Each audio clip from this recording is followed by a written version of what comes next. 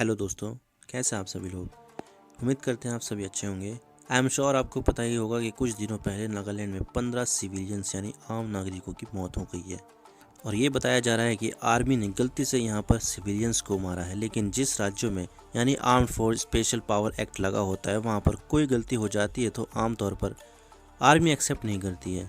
लेकिन यहाँ इस मामले में आर्मी ने सामने आकर माफ़ी मांगी और बोला है कि हमें इस बात का पछतावा है। ये असफा क्या होता है और नागालैंड में ऐसा क्या हो गया कि 15 सिविलियंस की मौत हो गई है। तो चलिए आज इसी के बारे में बात करते हैं। तो सबसे पहले हम चलते हैं नागालैंड के मैप के ऊपर।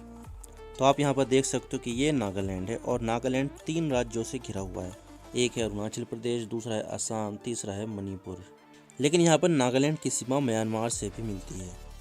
तो यहाँ पर आपने मोन ज़िला दिखाई दे रहा होगा, जो नागालैंड का सबसे ऊपर वाला ज़िला है।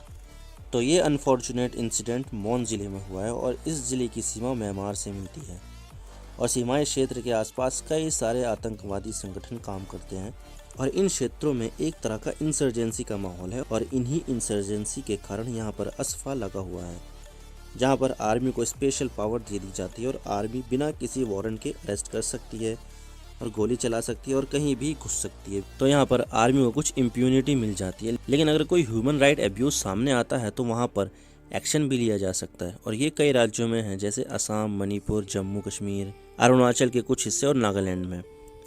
और जब कभी लगता है कि असफा की ज़रूरत नहीं है तो सरकार वहाँ से असफा को हटा भी देती है, जैसे 2015 में त्रिपुरा में और 2018 में मेघालय से असफा हट चुका है। तो ये हुई असफा की बात। और अब हम वापस आते हैं नागालैंड के मुद्दे पर। तो नागालैंड में मोस्टली जो लोग रहते हैं वो ट्राइबल हैं और नागालैंड का सबसे बड़ा ट्राइबल ग्रुप कोन्याक है और जो लोग मारे गए हैं वो भी कोन्याक ट्राइब के ही हैं। लेकिन सवाल ये आता है कि ये इंसिडेंट कैसे हुआ। तो मैं आपको यहाँ पर बता देता हूँ कि यहाँ पर कोल माइनर्स अपना काम खत्म करके एक बोलेरो से यानी पिकअप से अपने घर जा रहे थे, जो कोल माइन से 15 किलोमीटर दूर है। लेकिन यहाँ पर आर्मी की स्पेशल यूनिट भी थी और कोल माइनर्स को मिलिटेंट यानी टेररिस्ट समझकर गोलियां चला दी, जिसमें 6 लोग वहीं के वहीं मारे गए। और इस घटना में गोलियां चलने से ये बात आसपास के इलाकों में फैल गई और अपने भाइयों को मरता देख उनमें गुस्सा फूट पड़ा और फिर इन ट्राइबल्स लोगों ने आर्मी पर हमला कर दिया 1-2 घंटे के अंदर ही, जिसमें जब ये हमला किया गया तो 7 और सिविलियंस की जान चली गई और 1 सैनिक की भी मौत हो गई। और फिर उसके बाद आर्मी के 2 व्हीकल्स में आग लगा दी गई। तो ये है वो आर्मी के 2 व्हीकल जिसको आग लगा दी गई है। तो इसके बाद लगभग 500 लोगों ने असम राइफल्स के एक कैंप के पास इकट्ठा हो गए, जो मोन शहर में है, और उस कैंप में तोड़फोड़ करना शुरू कर दिया, यानी वैंडलाइज करना शुरू कर दिया, जिसको रोकने के लिए पूरे मोन ज़िले में सेक्शन 144 इम्पोज कर दी गई, जिससे वैंडलिज्म को रोका जा सके। लेकिन सवाल ये आता है कि आर्मी ने यहाँ पर गोली क्यों चलाई। तो मैं आपको बता देता हूँ कि नागालैंड एक डिस्टर्ब एरिया और यहाँ पर कई सारे टेररिस्ट ग्रुप काम करते हैं। उनमें से एक है NSCN यानी the national socialist council of Nagaland. तो ये विकिपीडिया का आर्टिकल है इसके ऊपर। तो जो NSCN है, इस ग्रुप के कई लीडर जैसे खापलांग और ईसाक मुइया। तो यहाँ पर सरकार ईसाक और मुइया फैक्शन से तो पीस डील कर रही है। आप देख सकते हैं 21 सितंबर 2021 का आर्टिकल है, उसमें आया था ये Naga piece talk between centre NSCN IM resume after 2 years, यानी कि IM जो है वो ईसाक मुइया इससे जोड़कर बनाया गया है।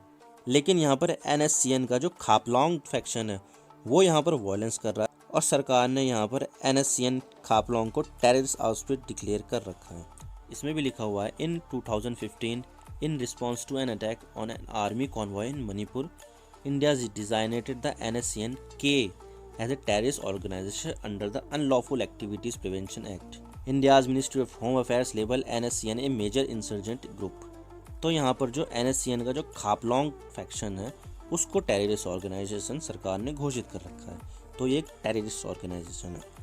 तो यहाँ पर जो NSCN खापलॉन्ग है वो यहाँ पर काफ़ी वायलेंस कर रही है। तो सरकार अभी भी खापलॉन्ग फैक्शन से लड़ रही है वहाँ पर। और कुछ दिनों पहले ही आर्मी को इंटेलिजेंस इनपुट मिला था कि NSCN खापलॉन्ग के कुछ सदस्य वहाँ से गुजरेंगे, लेकिन आर्मी ने गलती से सिविलियंस पर गोली चला दी और ये पूरा इंसिडेंट हो गया, जिससे भारत ही नहीं बल्कि दुनिया भर में इसकी चर्चा चल रही है और एक बहुत बड़ा आउटरेज देखने को मिल रहा है। और नागालैंड की पुलिस ने आर्मी की 21वीं यूनिट के खिलाफ FIR दर्ज की है। आप देख सकते हैं the Times of India, Nagaland civilian killings, intention was to murder, injure says cough FIR, यानी यहाँ पर जो पुलिस ने FIR में लिखा है वहाँ पर साफ साफ लिखा है शब्दों में कि यहाँ पर जो इंटेंशन थी वो मारने की थी और घायल करने की थी पूरी पूरी। गृह मंत्री अमित शाह ने भी इसके बारे में लोकसभा में कहा है कि आर्मी से गलती हुई है और ये एक मिस्टेकन आइडेंटिटी का मामला है और आर्मी को इसका पछतावा है और आर्मी ने यहाँ पर माफ़ी मांगी है। अमित शाह ने यह भी कहा है कि सभी एजेंसियों को कहा गया है कि फ्यूचर में ऐसे इंसिडेंट दोबारा ना हो, लेकिन इस चीज़ का बहुत विरोध भी हो रहा है और नागालैंड के CM नेफ्यू रियो ने कहा है कि असफा को इमीडिएट बेसिस से नागालैंड से हटा देना चाहिए और बोला है कि ये कानून देश की छवि पर एक काला धब्बा है। इस चीज़ को मेघालय के CM ने भी बोला है कि असफा हटाया जाना चाहिए और अब NHRC यानी नेशनल ह्यूमन राइट कमीशन ने भी केंद्र सरकार को नोटिस दिया और 6 हफ्तों में इसकी रिपोर्ट मांगी है। तो ये था पूरा मामला और उम्मीद कर रहा हूँ कि यहाँ पर इंडिपेंडेंट एंड फेयर जांच होगी और गिल्टी को यहाँ पर सज़ा मिलेगी। तो ये अंत इस वीडियो का। उम्मीद करते हैं आपको वीडियो पसंद आई होगी।